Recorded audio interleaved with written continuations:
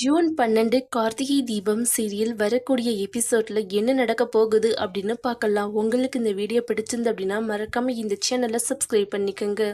கார்த்தி ரியா கிட்ட ரொம்பவே பொறுமையா உங்களுக்கு ஃபர்ஸ்ட் அண்ட் லாஸ்ட் வார்னிங்கே தரேன், நீங்களே இந்த வீட்டை விட்டு போயிட்டீங்கன்னா உங்களுக்கு நல்லா இருக்கும் அப்படின்னு சொல்றாங்க.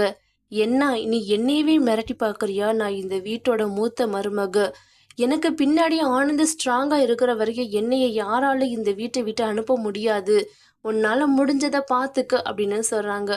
அதுக்கப்புறம் உங்களோட பிரச்சனை. நாளைக்கு அம்மா அப்பாவோட கல்யாண நாளை நாங்கள் பெருசாக கொண்டாடுவோம். அதில் கண்டிப்பாக நீங்கள் கலந்துக்க போகிறது கிடையாது. உங்களுடைய லக்கேஜ் எல்லாத்தையுமே எடுத்து ரெடியாக வச்சுக்கோங்க. ஏன்னா நாளைக்கு நானே ஏதாவது பண்ணி உங்களை வீட்டை விட்டு அனுப்பிடுவோம். உங்களை பற்றின உண்மை எல்லாமே ஆனந்துக்கு தெரிஞ்சிச்சுன்னா ஆனந்தே அவன் கையாலேயே உன்னைய கழுத்தை பிடிச்சு வெளியே தள்ளிடுவான். அதை நான் நடத்தி காட்டுறேன் அப்படின்னு ரியா கிட்ட சவால் விடுறாங்க. உன்னால முடிஞ்சதை பார்த்துக்க, யார் என்ன சொன்னாலும் சரி, ஆனந்த் என் மேல வச்சிருக்கிற நம்பிக்கையை யாராலையும் எதுவும் பண்ண முடியாது அப்படின்னு ரியா ரொம்ப திமிரா இருக்கிறாங்க. சரி சரி நாளைக்கு பார்த்துக்கலாம் அப்படின்னு கார்த்தி வந்து கேர்லெஸ்ஸா அவங்களுடைய ரூமுக்கு போறாங்க. கார்த்தி அங்க இருந்து போனதுக்கு அப்புறமா ரியா ரொம்பவே பதட்டப்படுறாங்க.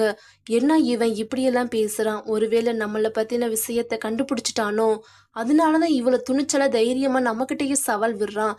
எதுவா இருந்தாலும் சரி, அந்த பாட்டி வந்ததுக்கு அப்புறமா அந்த மீனாட்சியுடைய இடத்துல நான் தான் இருக்கணும்.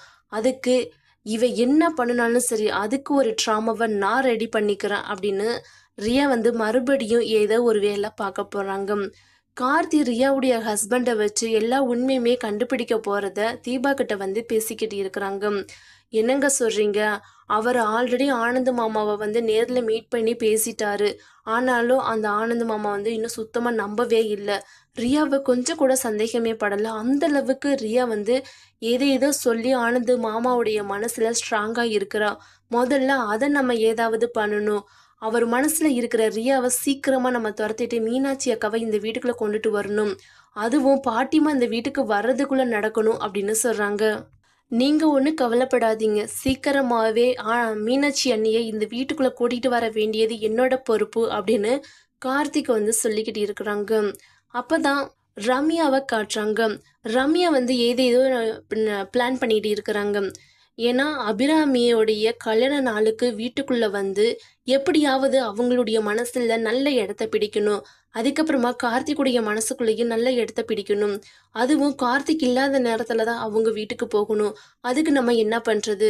பேசாம கம்பெனில ஏதாவது ஒரு எமர்ஜென்சின்னு சொல்லிட்டு கார்த்திகை வர வச்சுட்டு அதுக்கப்புறமா அவங்களுடைய ஃபங்க்ஷனை போய் அட்டன் பண்ணலாமா அப்படிங்கிற மாதிரி இப்ப ரம்யா வந்து யோசிச்சுக்கிட்டு இருக்கிறாங்க.